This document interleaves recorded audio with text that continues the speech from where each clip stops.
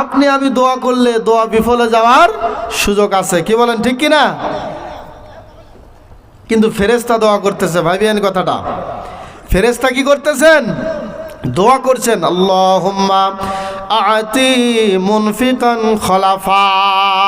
ও আল্লাহ, যারা তোমার রাস্তায় ব্যয় করলো, যা ব্যয় করলো, যতটুকু খরচ করলো, আল্লাহ ওর পেছনে তুমি আরো অতখানি দিয়ে দাও। বলেন সুবহানাল্লাহ। আমরা মনে করি দান করলে কমে, মনে করে কি অনেকে দান করলে কমে, দান করলে কমে না। আল্লাহর কাছে ফেরেশতা দোয়া করে, আল্লাহ যেটুকু দান করলো আরো ওইটুকু সম্পদ তার সম্পদে দিয়ে দাও। বলেন সুবহানাল্লাহ।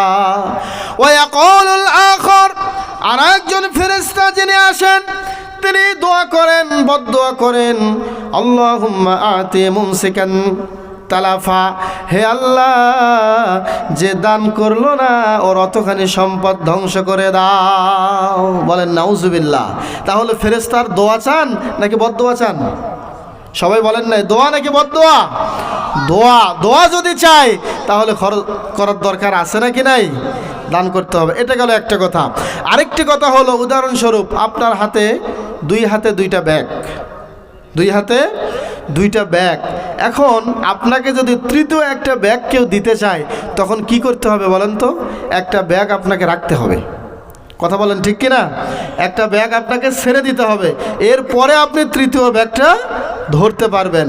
এই জন্য বিশ্বনবী নবী মুহাম্মদ রাসূলুল্লাহ সাল্লাল্লাহু আলাইহি ওয়াসাল্লাম বলেছেন, হাদিসে কুদসিতে এসেছে, তিনি বলেছেন, ক্বাল আল্লাহু তাআলা, আল্লাহ রাব্বুল আলামিন বলেছেন, ইয়া ইবনা আদম, হে আদম সন্তান, আনফিক, তুমি খরচ করো, উনফিক আলাইকা, আমি আল্লাহ তোমার উপরে খরচ করব। বলেন না সুবহানাল্লাহ। তাহলে আল্লাহ বললেন, হে আদম সন্তান তুমি খরচ করো, আমি আল্লাহ তোমার উপরে খরচ করব, তোমার জন্য আমি আল্লাহ ব্যয় করব। বলেন না সুবহানাল্লাহ।